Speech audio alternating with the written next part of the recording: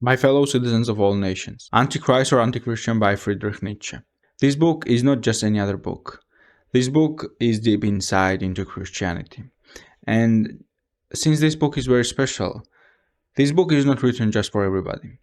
And neither this video will be for everybody, because this book is just very different. And for most people, this is too much. For most people, this book would not make them understand things, either because they have neither experienced this on themselves personally, or they just have not lived this life and they don't understand the pain. They don't understand the suffering of free soul. Now, let's start from important takeaways. They claim that they are for the mercy, for the forgiveness, and they claim that you should not judge.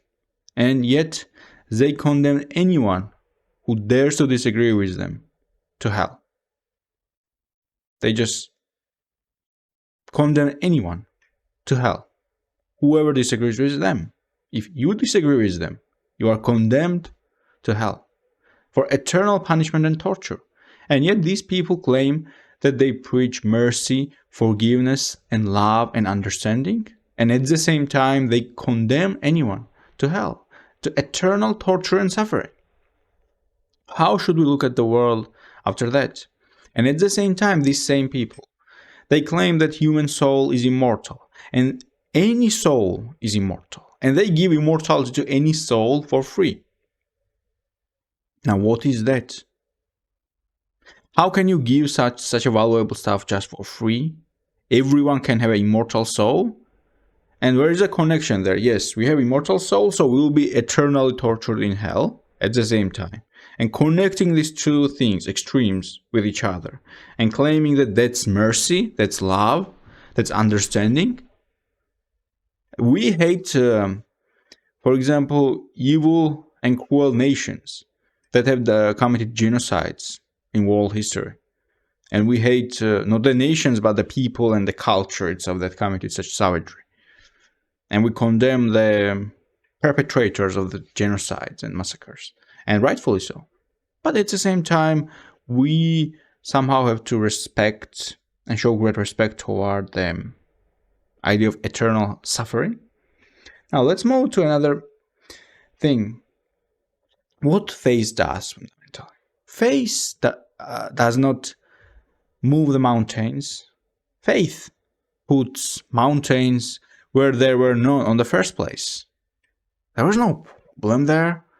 People live just fine without the idea of immortal soul, an idea of the original sin. People live just fine. But there comes the idea of immortal soul, and there comes the idea of immortal sin. Not immortal in that sense that human beings, no matter what they do, they would not be able to overcome that sin, and that sin is such powerful and eternal. So it's not immortal exactly, but it is so powerful that human beings alone, they could not just overcome it. And only through grace of Christ, they could overcome this sin. And here comes the idea of this original sin, quote unquote. So this immortal or powerful sin is so powerful that the God has to incarnate physically. And there comes the notion of Trinity. And Trinity is explained, the best explanation Christians have so far about Trinity is, I breathe right now, I think, and I look. So Trinity is a breathing or something like that. Like Christ is probably eyes or something of a single creature. So what does immortal or the primal sin implies? That everybody is born sinner. And through grace of Christ, we are able to go to heaven. And what's that? Where is the proof that he died for anybody's sin? Maybe he died for his own sins, but where is the proof that he died for others' sin? When God claimed that he was child of God, he was just talking about himself. Everybody is child of God. Why should the single person be the child of God? Are we not children of God?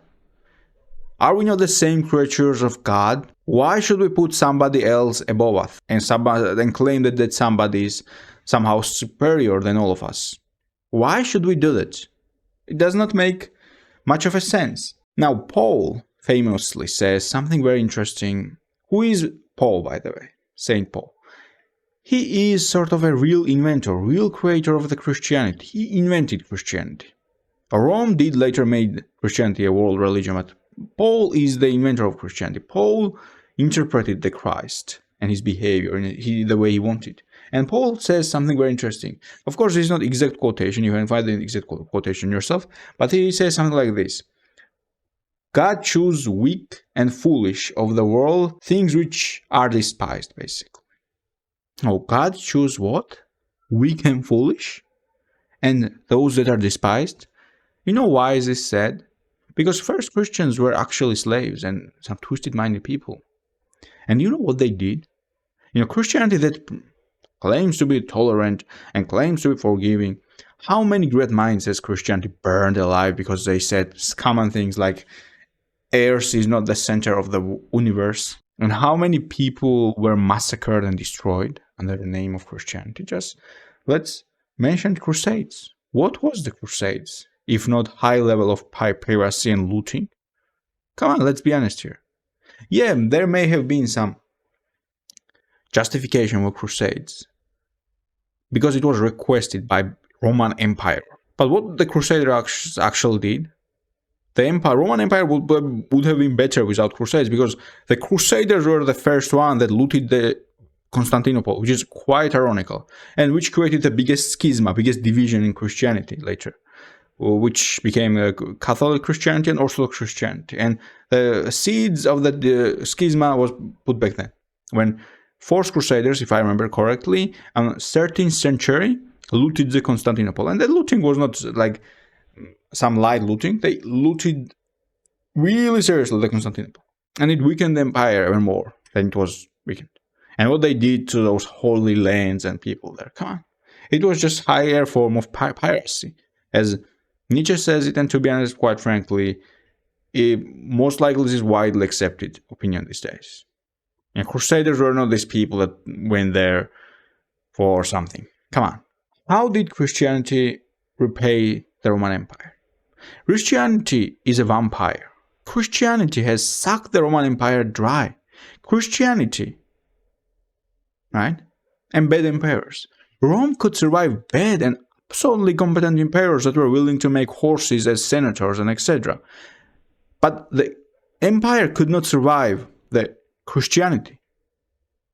Yet, empire provided everything for Christianity. The Roman Empire used to invest heavily in Christianity. All the other tens of thousands of gods were destroyed by Christians. Constantinople, there were two major other religions in Constantinople when the city was founded, but those two religions simply disappeared, and their temples and etc. were absolutely destroyed. Come on, what we are talking about here? What is modern Syria, Anatolia, Turkey, Jordan, Israel, Egypt, and etc. Most of this territory were ancient Christian territories. Where do you think Christ is from? Christ is from Middle East. Armenian Christians, Georgian Christians, these were ancient Christian territories. There are tens of thousands of abundant churches on these territories alone, and monasteries.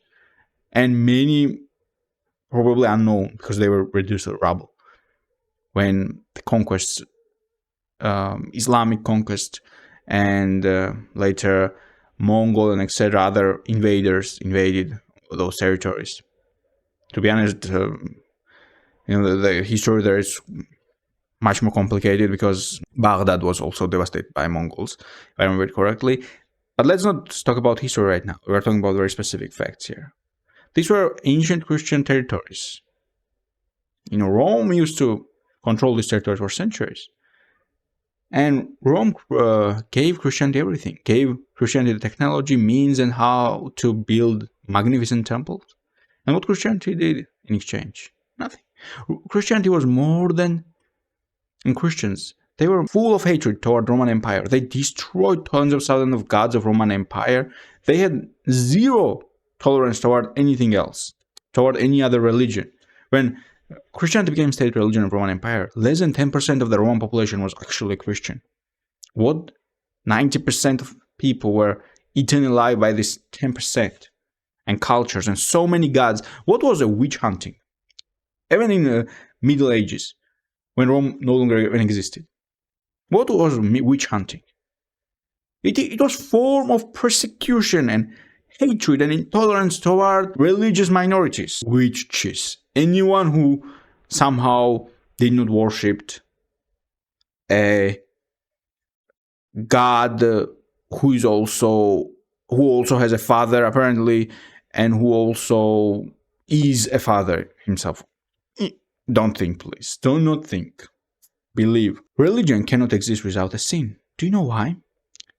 Religion claims the idea of original sin.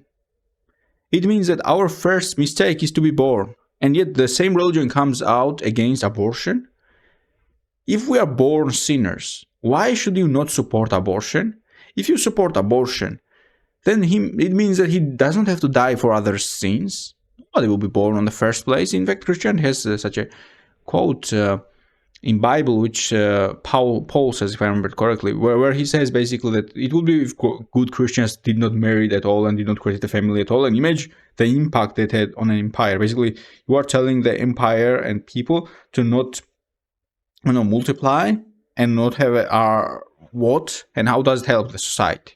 But since I don't want you guys to be sinners and think about other things, etc., I have just one wife and be fine with that. But it would be good if you guys did not marry at all. There is such a quote in Bible, actually. And I don't remember where it is exactly. I've read New Testament multiple times, and I'm quite sure it's in New Testament. What does the intellectual mind truly say? World is perfect. Because world is fair. World is perfect. But for Christianity, world is run by devil. The world is ruled, not run, but ruled by devil. Christianity looks the world like that. Where does crazy conspiracy theories come? It comes from religion. Usually these crazy conspiracy theorists, they usually quote the Bible and quote the religion directly. And nobody just wants to look at it in the eye. But, the Bible has the biggest conspiracy of all. It claims that some crazy things are going to happen, and it claims that world, somehow God is all powerful, but it's also the world is run by a devil. It's also by will of God, and God is all kind, and God never does anything evil. And if anything evil is, it's your everything. If you do anything evil, it's your fault, and if you do anything good, it's because of by the grace of God. Basically, this is a simple logic that you see in everyday Christianity. If you do anything good, it is because of grace of God, and if you do anything evil, it is because you are evil. It is because you listen to the devil. So if I do anything good, it's because of grace of God. And if I do anything evil, it is not by God, but by Satan. I mean, so many things in Christianity are simply impossible to defend. And it forces us to think about divine comedy, because certain things are extraordinarily fun. It's really funny. At a certain point, you can just look at it in a different way. Now, the corruption of Pascal. Pascal was one of the victims of Christianity, one of the great minds of the Christianity. And what Christianity usually does is that it harms the best of the best, because most people are quite cynical and most people don't care. Most people would be Buddhists or Hindus, Muslim, or of any other religion or whatever if they were just born in it. But some great minds like Pascal, they want to research. And what they find? They just become obsessed with fiction. And they waste their life. And it harms the society because it promotes the strong to be weak. And Christianity fundamentally corrupts everything, and it makes everything twisted somehow. For example, Christianity tells us to look at weakness with compassion, not with accusation. And how does it really help? Just look at the physical sport. The best athletes in the world, they just don't pity each other. If you look at the world champions and etc., they when they compete with each other or etc., they're not like, oh, you are not as strong and as fast and as whatever as I am. Oh, I pity you. I have so much compassion for you. No, they look at each other with accusation. Oh, you are not strong enough to beat me. Loser. What a loser. You are not strong and powerful enough to beat me. What a loser you are. And they play the mind games with each other if they can, to mess with each other. But what Christianity promotes? Weakness. Christianity promotes compassion for weakness. When you see weakness, feel compassion, not accusation. Why are you weak? What's wrong with you? Why can't you just be strong? But no. Let's promote the weakness, compassion toward weakness. What is nihilism? Nihilism is Christianity, and it has some holiest names, right? Pity is one of the techniques of nihilism. And what does Christianity promote? Christianity promotes pity all the time. It is a religion for the sick. It is religion for unfortunate. It is religion. Just look at the contradictions in Bible. I mean, the greatest minds of the world, they never believed these things. They never took it seriously. The greatest men of the Western world, they never took it seriously. There's a reason why Christianity never managed to spread into great cultures like Hinduism, because Hinduism is much more interesting than Christianity or Abrahamistic religions, to be honest. Think about it this way. Think about any boring movie or any boring fairy tale, and think about any interesting or awesome movie you can think of. That's the difference between Abrahamistic religions and Hinduism. Hinduism has so many things into it. You can make entire Avengers movies just about Hindus gods and etc. and their interesting life and their interesting battles and their interesting experiences, and you can resonate in that certain sense because they have human feelings and they are not just different from us. They also create families and they also get married and they also have children and etc. While in Christianity, for example, you have a God that in a weird way has a son. A 17 years old girl is visited by an angel. Imagine if you have like 17 years old daughter and an angel visits her, and without asking her permission whether she wants to get pregnant in the first place or not, just tells her directly, "Oh, congratulations, you're going to become pregnant." And that's Amphitrion's story of how Zeus visited Amphitrion's wife, and that's how Heracles was born, if I remember it correctly. That's an ancient Greek story. That's not even new. And imagine which one would seem more logical for you. To believe that a 17 years old girl has something to reveal to his parents, or 17 years old girl was visited by an angel and she's going to give birth to son of a god. Which one is more logical? Whatever theologians regard as true must be false. There you almost have a certain criteria for the truth. Whatever the theologian regards as truth, it must be false. Now, Nietzsche chose a very interesting character from New Testament, which he liked. And we have a similar wave here. I also like this character, and it is Pilate. And Nietzsche brings different arguments for Pilate and why he likes Pilate. And he was a Roman viceroy, basically, was a appointed ruler of that place back then, during time of Jesus. And the way Nietzsche defends Pilate is that he did not care whether one Jew killed another Jew. He knew what was going on, but he just did not care. So he gave the Jews the funny choice. Here is the one, and do whatever you want. He was a truly, from a Nietzsche's standpoint, a powerful character who did not care whether these two, for him, barbarians did with each other. Well, in my defense of Pilate is different. What I think is Pilate, as a Roman, he did his best. He did his best to save Jesus. He gave a clear criminal, well-known criminal, and a Jesus, an innocent man who was probably accused of being crazy or probably was crazy. It's up to you to decide.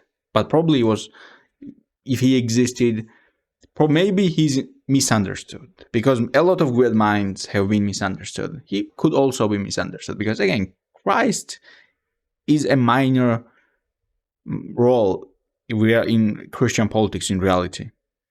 Christianity is not created by him as a world religion. It's not. It's created by Saint Paul. Really. Saint Paul. And, in my defense, he gave a clear criminal, and he did not want it also his political situation in that region to be unstable and his future to be unstable. So I think he thought that the public would choose Jesus over this well-known criminal. Well, this is my defense. Nietzsche had a different point. I have this point. Islam and Christianity. Nietzsche puts it this way. Nietzsche thinks that the difference between Islam and Christianity is same as choosing between being a Jew and being an Arab. Because for Nietzsche, and in a certain way, I also agree with this statement that Christianity is Judaism, but if Judaism is just for certain people, Christianity is just for everybody. Just have this holy water and you are good to go. Whatever, however it goes. But fundamentally, it is Judaism for many. So for everybody, in fact, what he says is that basically Islam, it's the same as choosing being Arab, and Christianity it's the same as choosing to be a Jew. And truly, you just convert to these cultures. You change your style. You refuse your ancient cultures or whatever you come from, and you just accept this new one. This new one might be better or worse. It depends on from which culture are you from and whatever. It's very complex. And sometimes it might be a good thing, sometimes it might not be a good thing. But the point is that you accept to convert to these cultures. And that's how it goes. Would you make that choice? It's up to you to make that choice. But fundamentally, the message of this book is very deep. It accuses and shows true problems with Christianity. Christianity was dying at some point, and the Germans, ironically, were the ones who saved the Christianity. And Nietzsche actually accuses Germans a lot in his book, and in this book as well. And I'm not going to his accusations toward the Germans, but if Christianity lives so far, it is because of the Germans. And I quite agree with that, because at a certain point Christianity used to die. Especially when they start selling indulgencias, which is basically they started to sell idea that, hey, if you cheated on your wife or whatever, pay this amount of money, your sin will be forgiven. If you killed someone, pay this amount and you will get this scroll and your sin will be magically forgiven you. And they started to do it's so shameful. Seriously, like so shameful. Christians have always been toward the side of the enemy. They always betrayed the empire. They betrayed the empire and they always supported the peace with the enemies. And what rules today's nihilistic Western world is the spirit of Christianity. And what rules today's world is this nihilistic idea. As an ending point, I want to tell you this. Love life. Live the life. Do not think about death. Death will come regardless. Think about life. Think about how to live the life. Because death will come. Do not think about death. Think about life first. Live first before you think about death. Because in this nihilistic world, we do not live. Most people do not live in the first place. And yet, we think about death. Because it is also a Christian concept to think about death all the time instead of living. And I'm telling you, let's try. Let's try to live the life. This is an interesting time to make some comments. Commentary about life. When we look at the nature, we see the circle of life. For example, we have the fallen trees and the new ones that are growing. So there is some lessons in nature which we can learn only by observing it and only by having the desire to understand it. But at the same time, we have to remember that there is outside world, and we have to go out and see different places. And if the places are beautiful, even better. So I guess this is a place I'm visiting right now. It seems interesting so far.